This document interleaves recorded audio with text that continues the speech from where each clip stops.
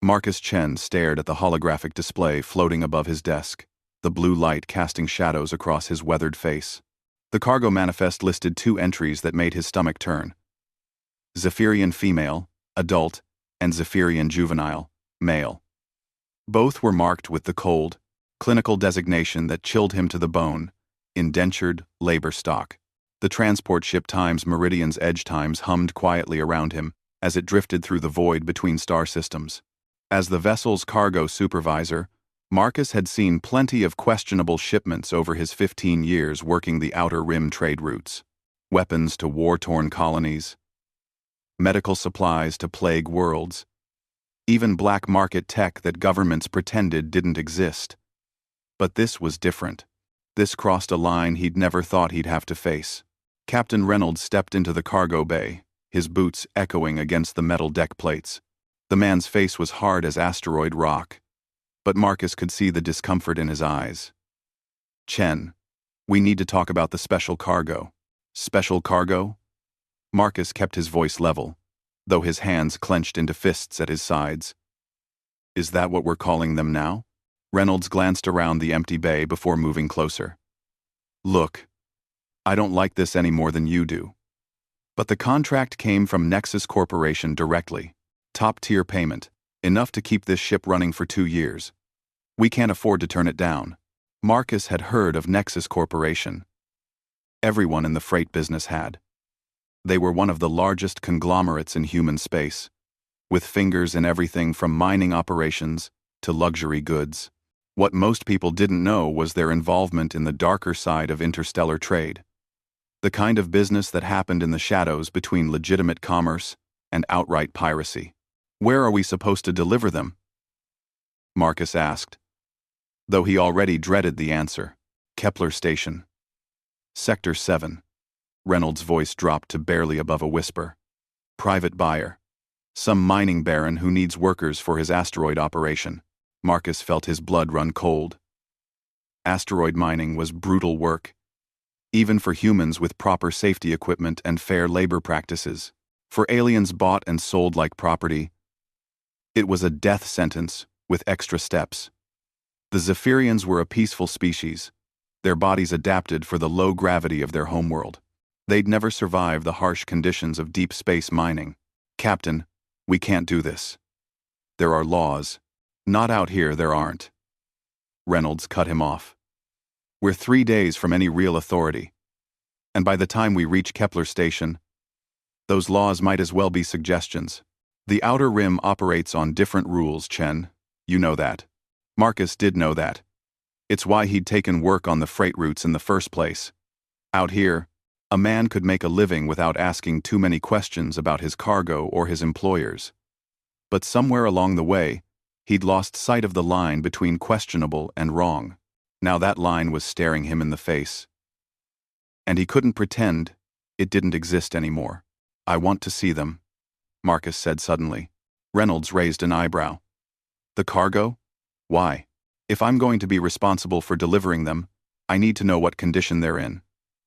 "Standard procedure for live cargo, right?" The captain studied Marcus for a long moment, then nodded slowly. "Deck 3, Compartment 7. They're in one of the converted passenger quarters. Chen, don't get attached. This is business."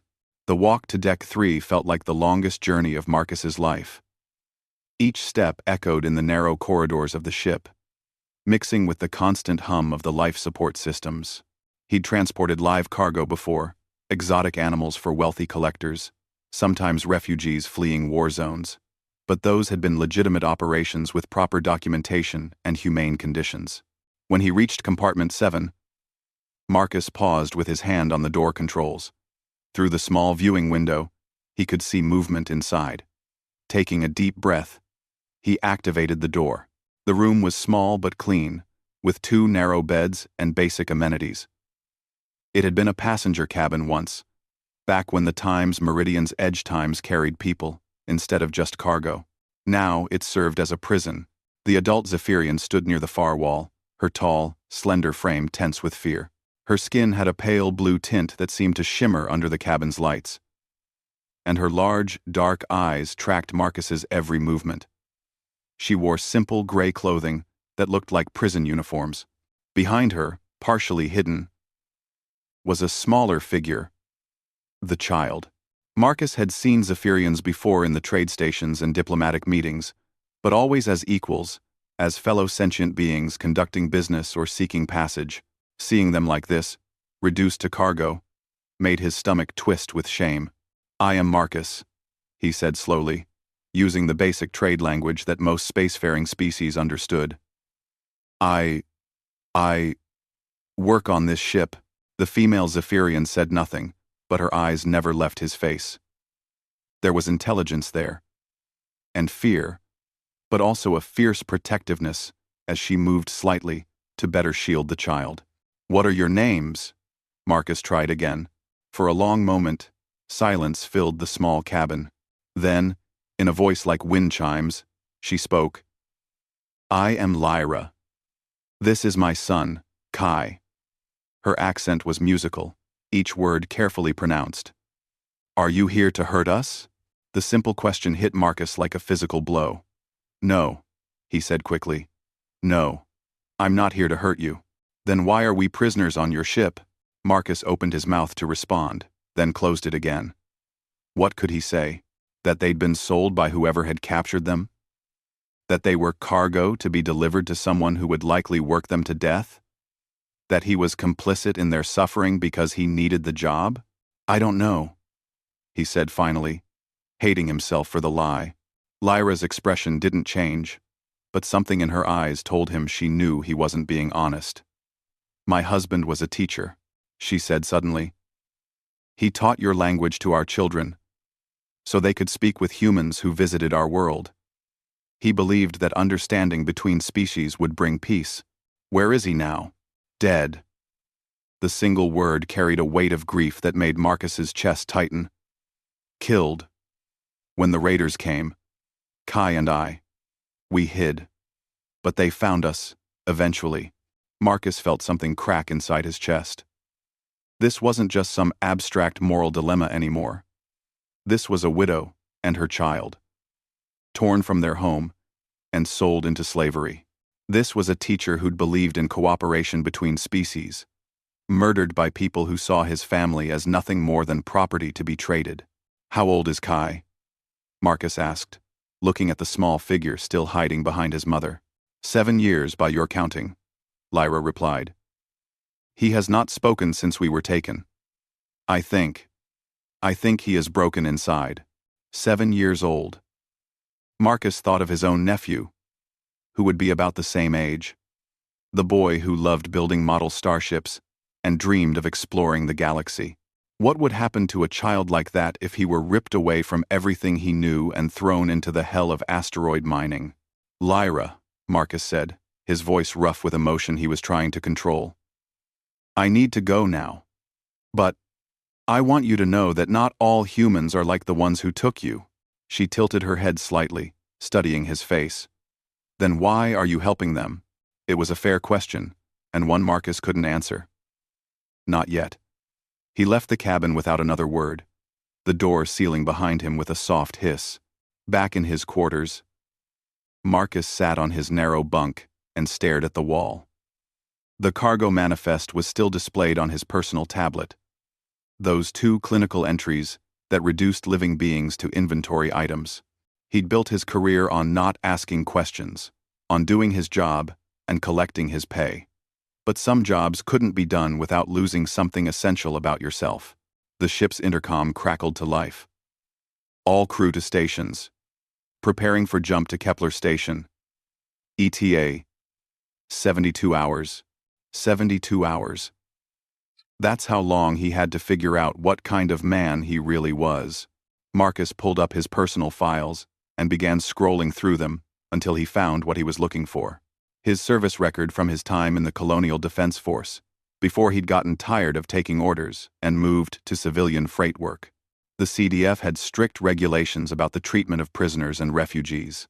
They drummed those principles into every soldier, making it clear that how you treated the helpless was what separated civilization from barbarism. Somehow, working the outer rim trade routes, He'd forgotten those lessons. Or maybe he'd chosen to forget them, because remembering made the work harder. But now, thinking about Lyra's quiet dignity and Kai's frightened silence, Marcus found those old principles stirring to life again. The Colonial Defense Force motto came back to him: strength to protect, wisdom to serve. It wasn't just about protecting human colonies. It was about protecting anyone who couldn't protect themselves. Marcus made his decision. He spent the next hour researching everything he could about Kepler Station and the surrounding systems. It was a rough place, built around asteroid mining operations and frequented by the kind of people who asked few questions and minded their own business. Perfect for illegal transactions, but also perfect for people who might want to disappear. There were 3 inhabited systems within a reasonable distance of Kepler Station. One was a human colony with strict anti-slavery laws and a decent security force. Another was a multi-species trade hub known for its tolerance and protection of refugees. The third was a Zephyrian colony world, established by refugees from their species' homeworld after it had been devastated by corporate exploitation. Any of those 3 would be better than the fate waiting for Lyra and Kai at Kepler Station. The question was how to get them there without ending up in prison himself or getting the rest of the crew in trouble. Marcus closed his tablet and lay back on his bunk. Tomorrow, he would start putting together a plan. Tonight, he just had to live with the knowledge that he was carrying 2 innocent people toward hell, and that he was the only one who could change their destination. Sleep didn't come easily. Marcus spent the next morning running diagnostics on the cargo bay systems, his mind racing through possibilities while his hands worked automatically on routine maintenance. The plan forming in his head was dangerous and probably stupid, but it was better than doing nothing. The key was the ship's emergency protocols. Every freight vessel was required to carry enough supplies and equipment to handle unexpected situations during long hauls. Medical emergencies, system failures, even pirate attacks. What most people didn't realize was that these same protocols could be used in other ways if you knew the systems well enough. During his lunch break, Marcus visited Compartment 7 again. This time, he brought food that wasn't from the standard prisoner rations. Real meals from the crew's supplies. Lyra accepted the tray with suspicious gratitude, while Kai peeked out from behind her, just enough to watch Marcus, with those large, dark eyes. "The food is better than what they've been giving you," Marcus said, as he set the tray down on the small table. "Why?" Lyra asked simply. Marcus sat down in the room's single chair, moving slowly to avoid startling them. "Because I've been thinking about what you said, about not all humans being the same." Lyra's head tilted slightly, a gesture he was beginning to recognize as her way of showing curiosity. "And what have you decided?" "I've decided that I don't want to be one of the bad ones." Marcus looked directly at her, letting her see the sincerity in his expression. "Lyra, I need to ask you something important. If you and Kai could go anywhere, where would you want to go?" For the first time since he'd met her, hope flickered in Lyra's eyes. "There is a Zephyrian colony, 3 systems from here. New Haven. Your people call it. Many survivors from our homeworld went there after the corporations destroyed our world. But the hope faded as quickly as it had appeared. We are prisoners. We cannot simply leave. What if you could? What if there was a way?" Lyra studied his face for a long moment. Behind her, Kai stepped slightly closer, still silent, but clearly listening to every word. "You are not like the captain," she said finally. "He looks at us and sees cargo. You look at us and see people." "Your husband was right," Marcus said. "Understanding between species can bring peace. But sometimes, understanding means more than just talking. Sometimes it means taking action." Before Lyra could respond, Marcus stood up. "I have to go back to work now. But, Lyra, what I said about not all humans being the same, I'm going to prove it. I'm..." Quote. The next 36 hours were the longest of Marcus's life. He went through his normal routine, checking cargo manifests, running system diagnostics, supervising the loading bay operations, while secretly preparing for something that could either save 2 lives or destroy his own. The ship's emergency escape pods were located on Deck 2, just 1 level below the crew quarters. Each pod was designed to carry 4 people and had enough supplies to last 2 weeks in space. More importantly, they had independent navigation systems and communication arrays. If someone were to accidentally launch in one of those pods near a shipping lane, they could easily signal for help and be picked up by a passing vessel. Of course, launching an escape pod without authorization was a serious violation of space safety regulations. It would trigger automatic distress signals, require extensive paperwork, and result in a thorough investigation. The kind of investigation that might uncover illegal cargo and result in the entire crew facing criminal charges. But it would also create enough chaos and confusion to mask other activities happening on the ship. Marcus spent hours studying the pod systems and the ship's security protocols. The Times Meridian's Edge Times was an older vessel, and its security was designed more to keep people out of sensitive areas than to keep prisoners in. With his access codes as cargo supervisor, Marcus could override most of the internal locks and monitoring systems. The tricky part would be timing. They were still 18 hours out from Kepler Station when Marcus put his plan into motion. He started by sabotaging one of the cargo bay sensors, creating a minor malfunction that would require his immediate attention. Then he made his way to compartment 7, his heart pounding as he overrode the door controls. Lyra was sitting on one of the beds, holding Kai close to her. They both looked up when Marcus entered, and he could see the wariness in their expressions. Too many humans had brought them nothing but pain. "We don't have much time," Marcus said quickly. "I'm going to get you off this ship, but I need you to trust me and do exactly what I say." Lyra's eyes widened. "You are serious about this?" "Dead serious. There's a Zephyrian merchant vessel, the Times Windsong Asterisk, that runs regular routes between the outer colonies and New Haven.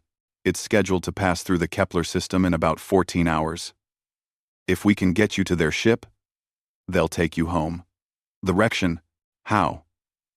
Lyra stood up, pulling Kai with her. The boy still hadn't spoken, but Marcus could see intelligence in his eyes as he watched and listened. "Emergency escape pod. I'm going to create a distraction, then get you to pod bay 2. The pod has enough range to reach the merchant vessel's location, and they monitor emergency frequencies." Lyra looked around the small cabin that had been their prison. "What about you? Will you be punished?" Marcus had been trying not to think about that part. Helping prisoners escape was a felony under interstellar law. Even if the prisoners had been illegally taken in the first place, Marcus would be the one facing charges. At best, he'd lose his job and probably spend several years in prison. At worst, well, Nexus Corporation had a reputation for dealing harshly with people who interfered with their business. "That's not your problem," he said simply. "It is if you are helping us," Lyra replied. "Kai and I have lost everything. We will not be responsible for you losing your life as well." For a moment, Marcus saw exactly why her husband had believed in cooperation between species. There was an inherent decency in Lyra that transcended the boundaries of race or culture. She was willing to remain a prisoner rather than see another person suffer for helping her. "My life isn't worth much if I let you and Kai be sold into slavery," Marcus said. "Look, we don't have time to debate this. Do you want to see your son grow up free or not?" Lyra's grip on Kai tightened, and Marcus saw her make the decision. "What do you need us to do?" Marcus pulled out a small device, a personal communicator he'd modified with his engineering training. "This will disable the security sensors in the corridor outside your cabin. When it activates, you'll have exactly 3 minutes to get to pod bay 2. I'll meet you there." He quickly explained the route they would need to take, using the ship's emergency stairwells to avoid the main corridors where they might encounter other crew members. Then he handed Lyra a small bag containing emergency rations and water recyclers. "The pod's life support will keep you alive for 2 weeks, but these will make the journey more comfortable," he said. The Times, Windsong Times, should pick up your distress signal. Within 6 hours, Lyra took the bag, then did something that surprised Marcus. She reached out and gently touched his hand, a gesture of thanks that needed no words. Kai, still silent, stepped forward and did the same. "We will not forget," Lyra said quietly. "Whatever happens, we will tell our people that there are humans who keep their word." Marcus left them then, his throat tight with emotions he couldn't name. He had work to do. The first step was creating his distraction. Marcus made his way to the ship's main power distribution center and began implementing a plan he'd developed during his years of working on old freighters. A carefully placed short circuit in the secondary power grid would cause a cascade failure that would shut down non-essential systems throughout the ship. It wouldn't be dangerous, but it would be dramatic enough to draw the attention of the entire crew. As the lights flickered and alarms began sounding throughout the ship, Marcus activated the device he'd given Lyra and made his way toward Pod Bay 2. Captain Reynolds' voice echoed through the ship's intercom. "All crew to emergency stations. We have a power grid failure in sections 4 through 7. Engineering teams respond immediately." Engineering. I was perfect. The crew would be busy dealing with the power failure for at least 20 minutes. More than enough time for what Marcus needed to do. He reached Pod Bay 2 just as Lyra and Kai emerged from the emergency stairwell. Both of them moved with the fluid grace typical of their species, but Marcus could see the tension in their movements. They were scared, and they had every right to be. "This way," Marcus whispered, leading them to escape Pod 3. He'd chosen this particular pod because it had the longest range and the most advanced navigation system. The pod was cramped, designed for emergency evacuation rather than comfort. But it would serve their purpose. Marcus quickly ran through the launch sequence, explaining the controls to Lyra as he worked. "The navigation system is already programmed with the coordinates where the Times Windsong Times should be," he said. "Once you launch, the pod will automatically transmit a distress signal on all emergency frequencies. The Zephyrian ship will pick it up."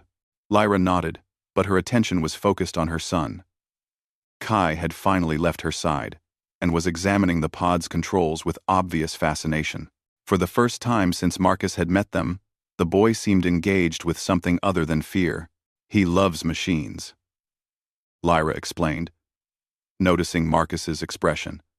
His father was teaching him about starship engines before everything happened. Marcus knelt down so he was at Kai's eye level. "If anything goes wrong, you press this button, and the system will fix itself automatically." For a moment, Kai looked directly at Marcus. Then, in a voice barely above a whisper, he spoke his first words since they'd been taken prisoner. "Thank you." 2 simple words. But they hit Marcus harder than any speech or declaration. This child had been through hell, had lost his father and his home, had been reduced to cargo on a freight ship, and still, he could find it in himself to say thank you to someone trying to help. Marcus stood up quickly, not trusting himself to speak. The ship's alarms were still blaring, but he could hear voices in the corridors nearby. The crew was starting to spread out from the main engineering sections. "You need to go now," he said urgently. Lyra and Kai climbed into the pod, and Marcus sealed the hatch behind them. Through the small porthole, he could see Lyra's face as she strapped herself and her son into the acceleration seats. Marcus activated the launch sequence. There was a brief moment where everything seemed frozen. And then, the pod shot out of the bay and into the darkness of space. On the ship's emergency display, alarms immediately began flashing as the automated systems registered an unauthorized pod launch. Within seconds, Captain Reynolds' voice was booming through the intercom again. "Unauthorized pod launch from Bay 2. All crew report to stations immediately." Marcus watched through the bay's observation window as the pod's engines ignited, carrying Lyra and Kai away from the Times Meridian's edge times and toward their chance at freedom. Then he turned away and began walking toward what he knew would be the most difficult conversation of his life. Captain Reynolds was waiting for him in the main corridor, along with most of the crew, The man's face was red with anger, and Marcus could see the moment when Reynolds put together the power failure and the pod launch. "Chen," Reynolds said, his voice dangerously quiet. "Want to explain what just happened?" Marcus straightened his shoulders and looked his captain in the eye. "I helped 2 innocent people escape from slavery. And I'd do it again." The silence that followed was broken only by the ship's alarms and the hum of the life support systems. Then Reynolds shook his head slowly. "You stupid, idealistic fool. Do you have any idea what you've just done?" Marcus spent the next 6 hours in the ship's detention cell. A cramped space, barely larger than a closet. Reynolds had been forced to confine him to prevent him from causing any more incidents during the remainder of their journey to Kepler Station. But Marcus didn't mind the isolation. Every minute that passed was another minute for Lyra and Kai to get further away from the nightmare that awaited them. The ship's communications officer, a young woman named Sarah Kim, brought him food and water. She didn't say much, but Marcus caught the way she looked at him, not with the disgust he might have expected, but with something that might have been respect. "The pod made contact with a merchant vessel about 4 hours ago," she said quietly as she handed him a meal tray. "Official records show it was a routine rescue of survivors from a transport accident." Marcus felt a weight lift from his chest. They'd made it. Lyra and Kai were safe. "What about the investigation?" he asked. Sarah glanced around nervously. "Captain's reporting it as a system malfunction. Says the power grid failure caused a cascade error in the pod bay. Could happen to anyone." She paused. "Funny thing is, the security recordings from that section seem to have been corrupted during the power failure. Nothing usable for evidence." Marcus stared at her. "The security recordings were corrupted? Amazing what electrical surges can do to digital storage," Sarah said with the faintest hint of a smile. "Sometimes, files just get scrambled beyond recovery." She left without another word, but Marcus understood. Sarah had deliberately corrupted the security footage. Maybe other crew members had helped. Maybe the system malfunction story would actually hold up under investigation. It wouldn't save his job. Reynolds couldn't overlook what Marcus had done, even if he wanted to. But it might keep him out of prison. When the Times Meridian's Edge Times docked at Kepler Station 18 hours later, Marcus was expecting to be turned over to station security immediately. Instead, Captain Reynolds came to the detention cell, personally. "Chen, you're an idiot," Reynolds said as he opened the cell door. "But you might also be the luckiest idiot in human space." Marcus stepped out of the cell, confused. What happened? Nexus Corporation had some problems with their buyer. Turns out, the mining operation he was planning to use your friends for was completely illegal, using slave labor in a system with anti-slavery treaties. When word got out about the planned purchase, 3 different planetary governments filed formal complaints. Reynolds led Marcus through the ship's corridors toward the main airlock. Nexus is trying to distance themselves from the whole mess. Officially, they're claiming the cargo was misclassified in their shipping manifest. Instead of pursuing criminal charges against us for losing it, they're cutting their losses and pretending the whole thing never happened. They reached the airlock, where Marcus's personal belongings were waiting in a single travel bag.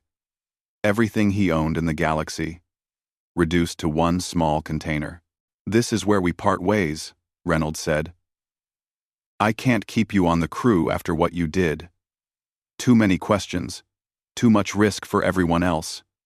But Chen, what you did back there? Maybe it was the right thing. Maybe it wasn't.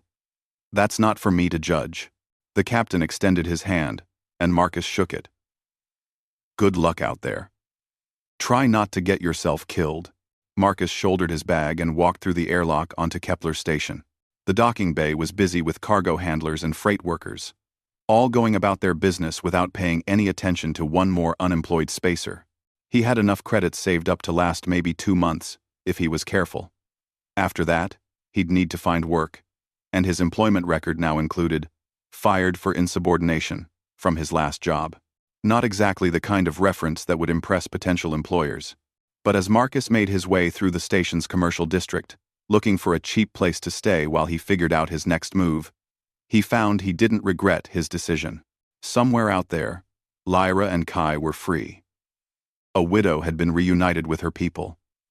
And a 7-year-old boy was learning to speak again in safety, instead of being worked to death in an asteroid mine. That had to count for something. Marcus found a small room in a boarding house near the station's industrial section. It wasn't much. A bed, a desk, and a small window that looked out onto the docking bays. But it was clean and quiet. He set his bag down and tried to figure out what to do with the rest of his life. 3 days later, everything changed. Marcus was in the station's job center, scrolling through employment listings and finding nothing that matched his skills, when a familiar voice spoke behind him. Marcus Chen? He turned around and nearly fell out of his chair. Lyra stood in the doorway of the job center, wearing clean clothes and looking healthier than when he'd last seen her. Beside her, Kai peeked out shyly from behind his mother's arm. "Lyra, what are you doing here? You should be on New Haven by now," she smiled. The first time Marcus had seen her really smile, it transformed her entire face, making her look younger and filling her eyes with warmth. "We were on our way there, but we heard about what happened to you. About losing your job. How did you even find me?" "Zephyrian intelligence networks are quite good," she said mysteriously. "We keep track of our friends." See. We keep track of our friends." Kai stepped forward, no longer hiding behind his mother. "We came back for you," he said in his quiet voice. "You're part of our family now." Marcus felt his throat tighten. "Kai, I appreciate that. But you don't understand. I'm unemployed. I've got maybe 2 months of savings left. I can't even take care of myself, let alone—" "Did you think we came back empty-handed?" Lyra interrupted. "Marcus, the Zephyrian Colonial Council has been looking for someone exactly like you. Someone with your experience and moral flexibility." She handed him a datapad displaying an official-looking document. As Marcus read, his eyes widened. "A freight supervisor position with the Zephyrian Refugee Assistance Program," he said. "But I'm not Zephyrian." "No, but you understand us," Lyra replied. "And you've proven that you'll fight for what's right, even when it costs you everything. The Council needs someone to oversee the transport of refugees from dangerous situations to safe colonies. Someone who won't ask too many questions about paperwork, but will ask the right questions about the people he's helping." Marcus looked down at the job offer. The pay was decent. Not spectacular, but enough to live on. More importantly, it was work that mattered. Work that could help people, instead of just moving cargo from one place to another. "There's more," Lyra continued. "The job is based on New Haven Colony. We have a house there, Kai and I. It's too big for just the two of us. And—" she hesitated, a slight blue tint coloring her cheeks. "Kai has been asking when you're coming home." Marcus looked at the boy, who was watching him with those large, intelligent eyes.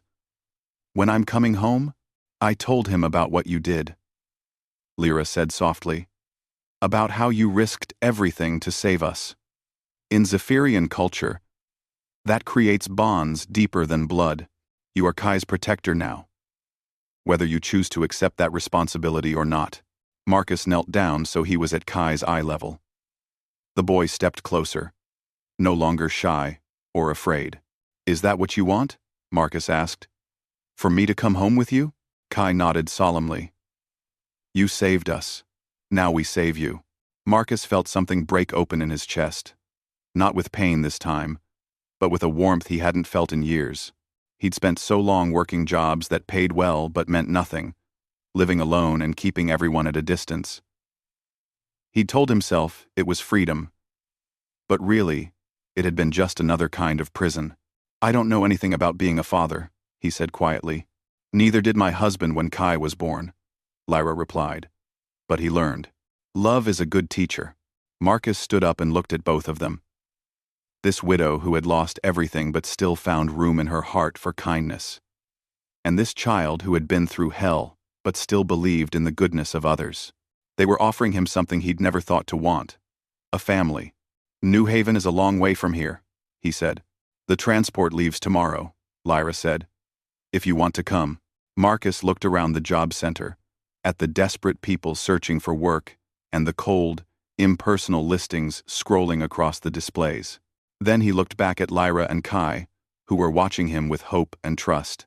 The decision was easier than it should have been. I'll need to pack, he said.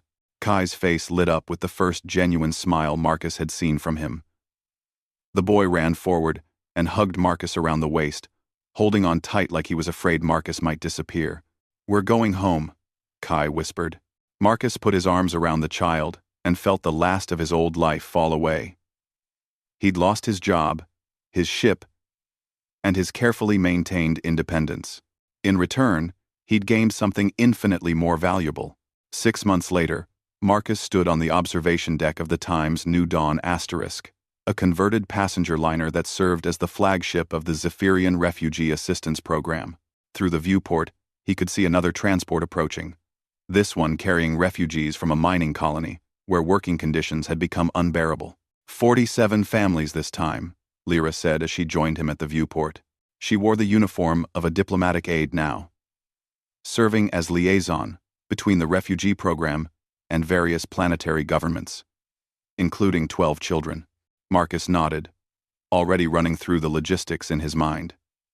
Housing assignments, medical care, education, placement for the children.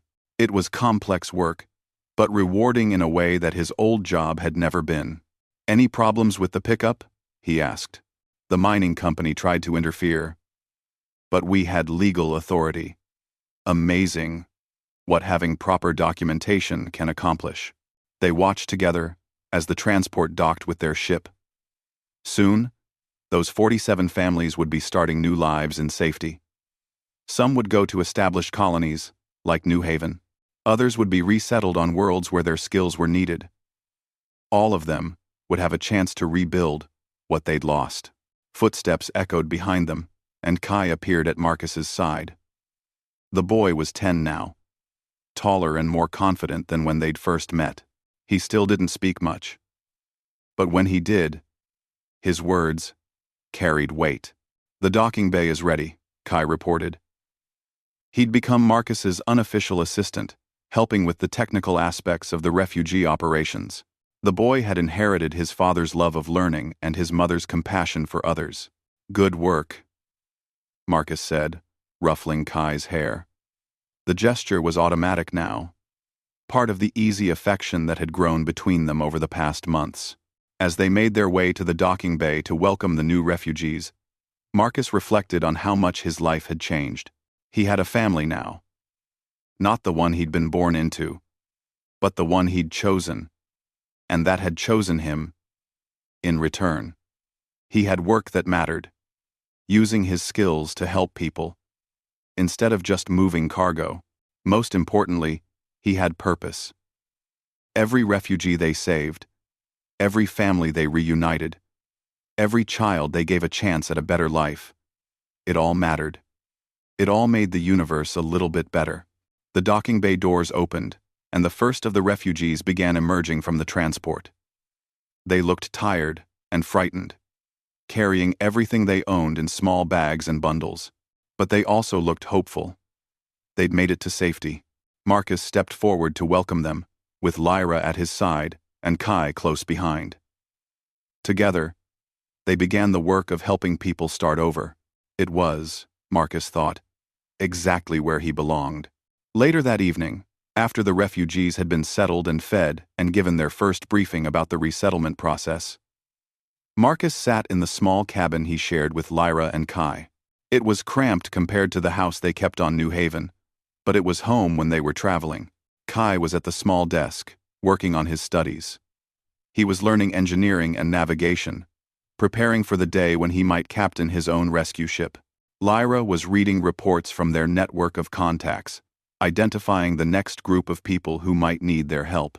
It was peaceful, domestic, and utterly different from the solitary life Marcus had lived for so many years. Marcus, Lyra said, without looking up from her reports, there's been a development. What kind of development? Nexus Corporation is expanding their operations.